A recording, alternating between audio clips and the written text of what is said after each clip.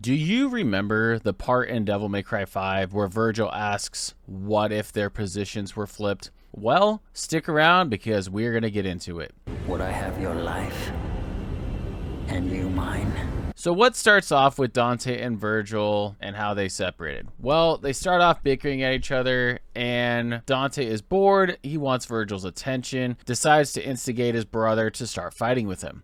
Eventually, Dante gets hurt and their mother hears it. She gets frustrated with Virgil as she only knows that he caused Dante pain. Then Virgil runs off to the cemetery and Dante hides in the house. This is when Mundus sends his demonic forces to attack them. So what if I changed one thing? How would this impact the twin sons of Sparta and the rest of the series? Let's get into it. So the only element I'm going to change is that let's say Virgil is the one that lets out the audible noise that he got hurt and not Dante.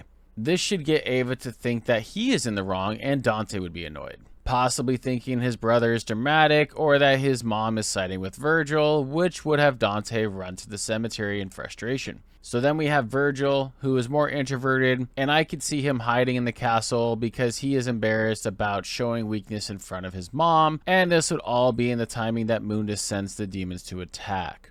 So here we literally have them flipped. Dante is going to survive the fight against the skeletons, and Virgil will be able to retreat and hide like Ava originally tells Dante. Virgil will likely follow his mother's advice and take on an alias. And then Dante, with his rebellious personality and obviously wielding the rebellion itself, would very quickly turn into Devil May Cry 2 Dante, where he isn't very humorous. Crap like that doesn't interest me. Isn't taunting his enemies, and is pretty straight to the point. So normally Dante cares about his humanity and Virgil is the one striving to become as powerful as his father, really doubling down on his demonic side. Here, I am leaning to how their mother is flipped in this situation, for the Sparta twins to show which brother would go through keeping their humanity or being cut off from the world. Leading up to what happens in Devil May Cry 3, I imagine things being similar and obviously different. So even as a child, Dante isn't the most involved with reading, but he was capable of rounding up folks to help him, right? We see this with Devil May Cry, his entire studio with Trish and Lady, later Nero, and then Lucia.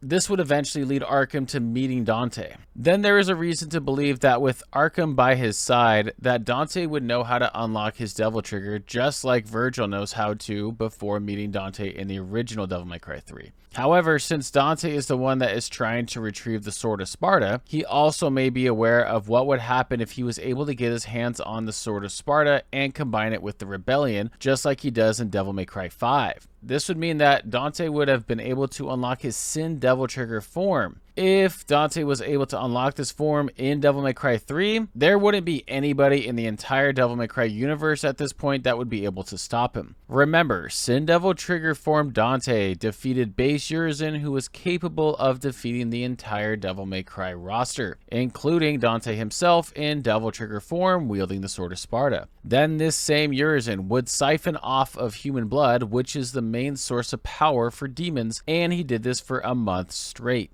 Then this same Urizen would consume a Qlipoth fruit, which was what propelled the Demon King Mundus to become the king of the underworld. So then Sin Devil Trigger form Dante still bodied this super amped up Urizen that had the Qlipoth fruit and was amped for a month of human blood. Also, the first Urizen we meet is leaps and bounds stronger than Mundus or Argisax, who are absolute powerhouses in their own right. At this point, Dante would be able to defeat this kinder, more humane Virgil, would be able to go back and forth between the demon and human world because he would now be equipped with the Yamato, Virgil's main weapon. But in the event that Dante does not retrieve the Sword of Sparta, since technically neither of the Sparta sons do, as the perfect amulet separates back to both of the twins, and the Force Edge goes to Dante originally. So outside of their bloodline to Sparta and being a half-breed, it is shared several times that humanity is a big contributor to power as well, meaning that Virgil with the humanity at this time would be able to help him come out on top, assuming that the events are mirrored through the game like normal. To add to this, Devil May Cry 3 normally ends with Virgil falling into the underworld, and Dante has no way to follow the risk of being locked away himself. But in this case, with the roles flipped, Virgil would be equipped with the Yamato, which is able to cut through the dimensions to create a portal. So in this case, it means that he would be able to actually follow Dante and not worry about being abandoned. So let's continue on this and assume that Dante finds Mundus in his weakened state, and Virgil immediately comes up with the idea to follow his brother. This would put Dante, Virgil, and Mundus face to face, where Mundus originally beat Virgil because Virgil is in a weakened state from fighting Dante at the end of Devil May Cry 3. But in this case, we have both the Sparta twins able to face off against the Demon King that ruined their lives. Oh, and boy, would they fight him. With Mundus still not at full power, he would absolutely lose to the twins. For in the first Devil May Cry game, Mundus mentions that Dante is weaker in the human world, and when the two fought in the demon world, Dante was able to get an upper hand on Mundus. Well, having Virgil at his side, both are in the underworld, and Mundus is even weaker than he was at the beginning of the first game. Mundus is going to lose this fight. Now, we are in this interesting spot where I believe their partnership would end, where Virgil would try to reach out to Dante and be met with a cold stare, just like we've seen in Devil May Cry 2.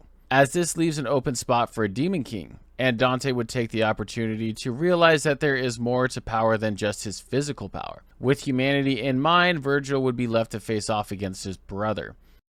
So how would the rest of the series and characters be impacted? Well, Trish would either not be created yet, or by the outcome of the Sparta twins' climactic fight, she may not even survive. Then Lady would know the story of the Sparta sons, and they would eventually become legend. And then I'm of the opinion that Nero would be born, and here's why. If Virgil was capable of getting with a human in his cold-hearted state originally, I absolutely think it's possible that Virgil would do the same thing, except he would be involved with Nero's mother romantically. However, Virgil would likely not even know she was pregnant with Nero at this point, leaving Nero to grow up and be forced to take on Argisax to help Lucia. We then have Nero, who will never obtain the Yamato, the Rebellion, or the Sword of Sparta to provide him a significant amp in his power.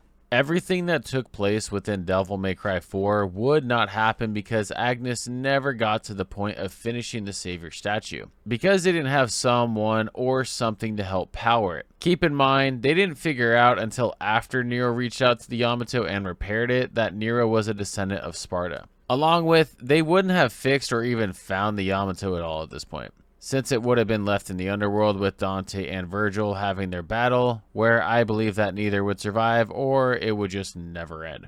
The Hellgates wouldn't be created or opened because there are no devil arms provided by Gloria, who really was Trish in disguise. Then, even if Nero grows up to become a young adult like he is in Devil May Cry 4, having to face off against Argisax will get him killed. Remember, in Deadly Fortune 2, where Nero is equipped with the Yamato, then proceeds to crush the Savior's head with his Devil Bringer arm, Dante mumbles to himself that Nero is stronger than him. So in this situation, Nero at best would have his Red Queen and the Blue Rose, along with Nero not having as much experience as Dante did, and would be considerably weaker than we saw originally. So unless Lucia and Nero were able to work together to defeat Arius before he brings back Argisax with the Arcanas, then the world as we know it would be over. The only way that Nero would be able to save anyone is if he figured out how to unlock his Devil Trigger form, or found the Yamato to at least bring him relative to what we have seen in his premiere game with the fourth one. Anyways, let me know what you guys think of these types of videos. Don't forget to subscribe. Appreciate you, and I will see you in the next one.